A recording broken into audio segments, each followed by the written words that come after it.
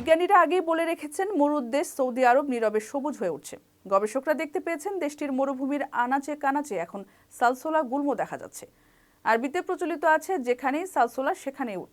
বিশ্বের হাতে গোনা কয়েকটি অঞ্চলের মরুভূমিতে এই গুল্মের দেখা মেলে। তবে সৌদি আরবের মরুভূমিতে সালসোলা এখন একটি সাধারণ দৃশ্য। এই গুল্ম উটের প্রিয় খাবার। মরুকরণ রুখতে এই গুল্ম ইতিবাচক ভূমিকা পালন করে। মরুর বালুতে জন্মে নেওয়া এই চিরসবুজ গুল্মের রস আরবের বেদুইনরা চর্মরোগ সারাতে ব্যবহার করে। সৌদি আরবের উত্তরাঞ্চলীয় সীমান্তে সালসোলা গুল্মটি এখন সবচেয়ে বেশি চোখে পড়ে।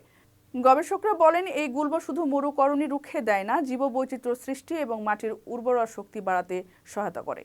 এই সীমান্ত এলাকার আয়তন 1,04,000 বর্গ কিলোমিটার। উত্তরাঞ্চলের সীমান্ত এলাকার আমান এনভায়রনমেন্টাল সোসাইটির সভাপতি নাসির রশিদ আল মাজলাদ বলেন, উত্তরাঞ্চলে এই সীমান্ত এলাকাকে এখন পশুচারণ এলাকা হিসেবে গণ্য করা হয়। উল্লেখ্য, নেচার রিজার্ভ ও সাউদি গ্রিন ইনিশিয়েটিভ সৌদি আরবের মরুকরণ রুখতে এবং ভূমি পুনরুদ্ধার করতে নানা ধরনের উদ্যোগ নিয়েছে। স্থানীয় প্রজাতির গাছপালা রোপণ করছে, পাশাপাশি প্রকৃতি ও মরুর এই দেশটিকে সবুজায়নের দিকে টেনে নিয়ে যাচ্ছে। কারো কাছে স্বপ্ন পূরণ, কারো আনন্দের উপলক্ষ, আবার কারো জীবন পাল্টে দেওয়ার মুহূর্ত, কখনো জীবন বাঁচাতে সর্বোচ্চ গতিতে উড়ে চলা, কারো আবেগের শেষ মুহূর্ত, আপনজনের শেষ বিদায়ে শামিল হওয়া। এমন সব ইচ্ছে পূরণে সর্বনিম্ন ভাড়ায় দ্রুতগতির বাহন প্রবাসীর হেলিকপ্টার। আপনার প্রয়োজনে যোগাযোগ করুন আমাদের হটলাইনে।